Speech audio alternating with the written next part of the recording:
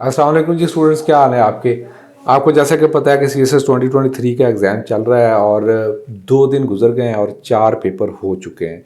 और हम अभी डिस्कस करने जा रहे हैं करंट अफेयर्स का पेपर और हमारे साथ मौजूद हैं sir Nadeem Shiraz sahab. Sir thank you welcome. Thank you. Sir Nadeem Shiraz sahab political science के मेंटोर हैं और बहुत अच्छी ग्रिप रखते हैं करंट अफेयर्स और पाक फेयर पे भी।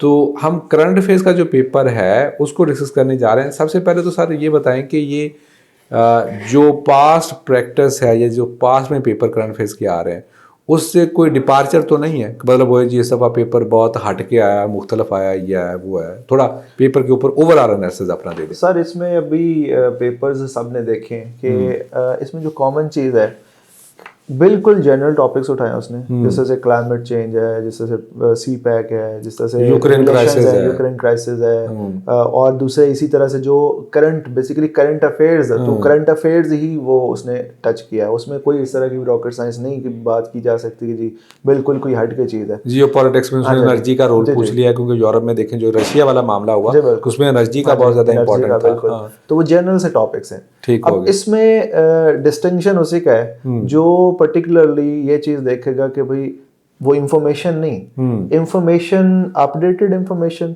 और फिर एनरिच्ड नॉलेज उसके पीछे। और फिर तीसरी जो चीज़ है, मतलब वो इसके क्वेश्चन की जो स्कीम है, सर आप देखें कि बड़े उसने ना इंट्रिकेट करके पूछे हुए हैं कि एक क्वेश्चन में वो बात जनरल टू स्पेसिफिक आता है। बड़ा लंबी एक हाँ जी स्टेटमेंट तमहीद बिल्कुल, बांध के तो तमीज़ फिर बांध वो के, ठीक है। उसकी तरफ वो आ तो रहा है। जिसको अच्छा एक वो टेक्निक पता है ना कि जो क्वेश्चन स्टेटमेंट को ब्रेक करना है, उसमें जनरल चीज़ क्या है, ठीक है, जिस जो डिस्ट्रैक्शन देता है, हाँ, पहले डिस्ट्रैक्ट मतलब करता है। बात कहीं हाँ, और उधर उधर की तो घुमा के। वो शर्मुल शेख की बात करके तो पाकिस्तान पे आ रहा है, ठीक है। बिल्कुल सही है। तो अब स्पेसिफिक चीज़ के, वो स्पेसिफिक जिसने एनालाइज वो बेसिकली उसको पिन पॉइंट कर लिया, तो उसके लिए ये बहुत ईजी है, ये मुश्किल पेपर नहीं है। अच्छा सर, इसमें एक मजे दो का चीज़ें और भी होती हैं मेरे ख्याल में ना, हाई लेवल पे जो बच्चों की अंडरस्टैंडिंग है जी जी वो भी बहुत ज़्यादा मैटर कर रही होती है। डेफिनेटली।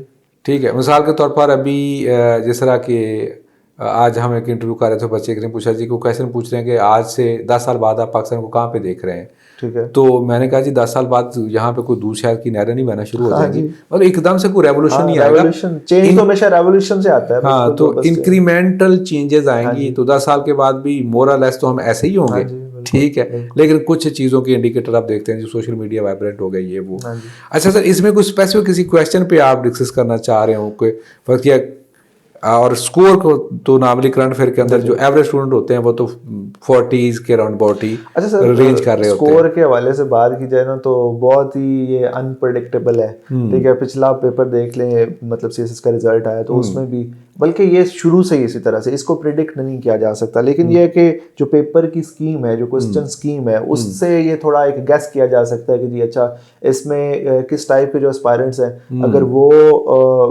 उन अपने जो जो पैरामीटर्स हैं एफपीएससी आपसे डिमांड करते हैं उसके अकॉर्डिंगली इसको करते हैं, तो ये बहुत अच्छे से कुछ अचीव किया जा सकता है। जिस तरह से क्वेश्चन 3 है, मैं उसको discuss, UN climate summit COP 27 in Sharm Sheikh Egypt discussed Pakistan catastrophic summer floods, ठीक है।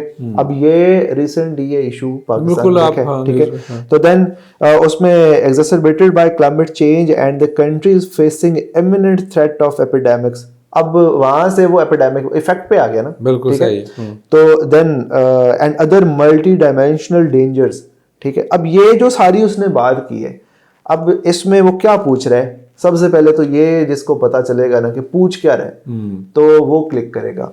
अब discuss the COP 27 road map to face the challenges of climate change and proposed measures for the reconstruction and rehabilitation of Pakistan। ये specific चीज़ है, ठीक है sir. इससे common question वो क्या पूछ सकता है, ठीक है। और ये मज़े का क्वेश्चन है कि वो उसकी जो बेसिक एक वो जो बेस है वो उससे रिलेट वो बना रहा है उसको, पाकिस्तान में जो कैटास्ट्रॉफिक बेसिक क्लाइमेट चेंज के इफेक्ट में फ्लड्स आए तो उसके आगे फर्दर जो इफेक्ट्स हैं और उसके सोल्यूशंस पूछ रहा है, मेजर्स पूछ रहा है COP 27 से रिलेट करके। अब COP 27 तो हर किसी ने पढ़ा हुआ है, ठीक है। जो भी कोई एस्पायरेंट है उसको इसका नॉलेज है कि COP 27 क्या है। देन COP 27 जस्ट उसके जो टर्म्स हैं वो अच्छे से अगर पता है और ये पता है, डेटा पास है, ठीक है, कि पाकिस्तान के हवाले से जो भी ये कैटास्ट्रॉफ बेसिकली ये फ्लड है, तो पिछले फ्लड से उसका कंपैरेटिव एनालिसिस है कि जी इसमें मज़ीद जो है ना फर्दर उन फ्लड्स से ये किस तरह से ज़्यादा जो है इसने एग्जैसरबेट किया है पाकिस्तान को, सिचुएशन को। तो मतलब इसमें सिंपल एक चीज़ है कि वो जो कंटेंट है ना वो एनरिच्ड कितना है, आपका एनालिसिस कितना पिथी है, तो उसको रिलेट करना। अच्छा सर, इसमें नेक्स्ट क्वेश्चन मेरा ये है कि क्योंकि क्वेश्चन का एनालिसिस तो खैर बच्चे वो अभी खुद भी वो कर लेंगे, लेकिन ओवरऑल एक जो करंट अफेयर्स के अंदर मैंने एक बच्चों का अलमिया देखा है कि एक तो उनका जो आप बार बार बात करें इनरिचमेंट की, नॉलेज इनरिच नहीं होता और बच्चों का स्कोर भी इसी वजह से अच्छा नहीं आता। तो अब कौन से आप सोर्सेज रिकमेंड करेंगे, क्योंकि जिन्होंने तो इस साल पेपर देना था और इनमें से भी बहुत सारे अगले साल भी अपीयर होंगे, और जो नए बच्चे जो हमारी वीडियो देख रहे हैं, तो करंट अफेयर के पेपर को क्रैक करने के लिए एक तो डॉन जो है वो ओवर हाइप्ड है, ठीक है, उसको आपको पढ़ना चाहिए, डेली घंटा डेढ़ आप दे दें बस, ठीक है, ओके। तो व्हाट आर द रिसोर्सेज, मतलब बुक्स, मैगजीन्स कौन कौन से हैं जिसको आप पढ़ें? सर डेफिनेटली अब देखें कि करंट अफेयर्स हैं तो करंट टॉपिक्स तो आपको मिलेंगे न्यूज़पेपर से ही या मैगजीन से, ठीक है। तो आई वुड रिकमेंड कि फॉरेन अफेयर्स मैगजीन जैसी कोई मैगजीन नहीं है, ठीक है, लेकिन स्पेसिफिकली उसमें भी टॉपिक्स देखने पड़ते हैं। अब ये जो डॉन न्यूज़पेपर है तो ये हाइप है कि जी नहीं उसको मतलब मस्ट पढ़ें, ये करें वो करें, तो वो स्टूडेंट्स कुछ 7 घंटे तो न्यूज़पेपर को ही दे, मतलब पूरा दिन तो रहना लगा, वो समझते हैं कि भाई इसी से सारा करंट अफेयर्स होना है। लेकिन अब उसकी भी टेक्निक है, उसमें से स्पेसिफिक चीज़ें उठाए, उसमें से सर वो जो अपडेशन है ना होती रहती है, मतलब जो करंट चीज़ों से वो मजीद चीज़ें ऐड होती रहती है, अपडेटेड रहती है। तो ज़रूरी है न्यूज़पेपर भी, और उसके साथ साथ मैगजीन ज़रूरी हैं, और मैगजीन्स के साथ जो तीसरी चीज़ है वो रिसर्च पेपर्स हैं। वो इश्यूज जो चल रहे होते हैं उन पे रिसर्च पेपर्स भी होते हैं। अब रिसर्च पेपर्स जो बेसिकली ये पब्लिश करने वाले, जिस तरह से इप्री है, सिरी है, जिस तरह से और भी इसी थिंक टैंक्स हैं जो सर नाम ले रहे हैं, सेंटर फॉर फॉरेन रिलेशंस है, इंटरनेशनल थिंक टैंक है, ठीक है। तो और एक सर वो इस्लामाबाद बेस्ड और भी है, वो पाइड, अच्छा पाइड, जी बिल्कुल, पाइड के रिसर्च पेपर बहुत मजे के होते हैं, ठीक है।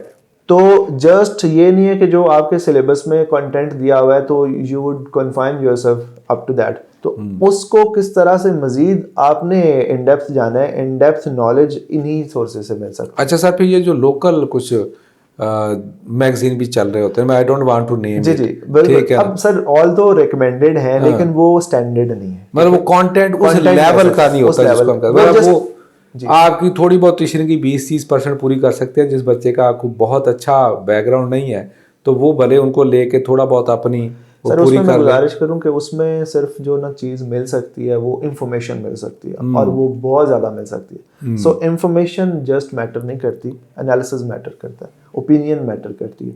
तो वो ओपिनियन स्टैंडर्ड होगी, एनालिसिस स्टैंडर्ड होगा, तो वो जब आपका अच्छा आप राइटअप रीडिंग मटीरियल पढ़ रहे हो। बिल्कुल। चलें स्टूडेंट्स, सर का हम शुक्रिया अदा करते हैं, सर ने हमें टाइम दिया। तो ये एनालिसिस वीडियोस हम जस्ट इसलिए शेयर कर रहे हैं कि थोड़ा फ्यूचर स्ट्रेटजी जो है वो बच्चे उनको बनाने में हेल्प मिले कि उन्होंने CSS 2024 की तैयारी कैसे करनी है, क्योंकि अभी जो 2023 में अपीयर हो रहे हैं बहुत सारों को तो अभी आइडिया हो जाएगा कि उन्होंने 2024 के लिए जाना है या बस इसी के रिजल्ट का वेट करना है। और जो ऑब्वियसली वैसे ज़्यादा तैयारी कर रहे हैं तो उनके लिए भी बेस्ट विशेज़। जो भी आपके क्वेश्चंस हैं वो कमेंट्स में आप लिख सकते हैं। मुझे और सर शिराजी को दुआ में याद रखिएगा। थैंक यू, अल्लाह हाफिज़।